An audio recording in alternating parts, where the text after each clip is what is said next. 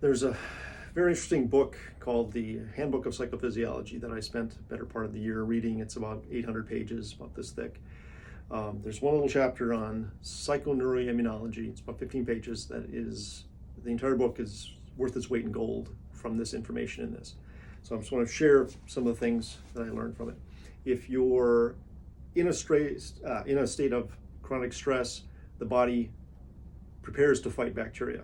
And in doing so, it shuts down the immune response for virus and turns up the immune response for bacteria.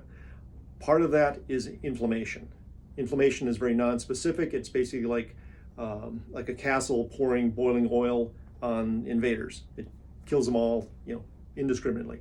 Inflammation it kills fungus, kills bacteria, kills virus, so forth. The downside of inflammation is it causes tissue damage if it goes to excess. Now, latest understanding of the coronavirus is there's about a 6-7 day window where the virus replicates, the immune system becomes activated, and then in some people there's about a 3-day window where the immune system goes overreactive. Basically, it's like oversteering when you're in a skid. You don't end up in that ditch, you end up in this other one. And so what happens is this inflammation leaches fluid into the lungs, especially if that's where the virus is most located, and you end up with the infiltration that inhibits breathing to the point where you need a respirator in supported breathing for about 3 days to survive this, and then you can recover from that. With our goals of reducing the level of stress in the body, the immune system should go more into a balanced state of viral and bacterial, or ideally a little bit more enhanced viral for the time being, and less inflammation. And if you can accomplish that, your odds of dealing with this virus with your own immune system are enhanced. And so our goal is to reduce the stress response on the mind, on the body, so the body is more able to deal with what is actually going on, because the perception of stress will create an immune response responding to stress. Every single day, your body is producing monocytes, which are circulating immune cells.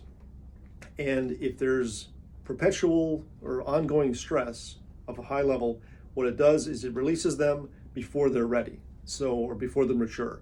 So it's sort of like if you look in the news, and I think it was in Europe, a lot of the med students, okay, we don't even take your final exams. You guys are, put in the hospitals. We need your help now. So it's sort of like that. And what happens is these circulating cells are pro-inflammatory. So they basically will, when the right signals are released, they'll cause inflammation. The trouble is they are impervious or not responsive to cortisol, which is the hormonal signal that the adrenals release to tell them to stop the inflammation process. So what happens is chronic stress over time releases more of these circulating antibodies that will then basically are like suicide bombers. They go out and they create inflammation. They can't be called back or shut down. And the thing is, they will circulate for weeks, months, sometimes even years. And so what's going on with your immune response from this day forward, the next years and months are being formed by what's happening this last week, this week, next week. And if we can keep the body into a calm state physiologically, our chances of having a more balanced immune system now and in the future are improved.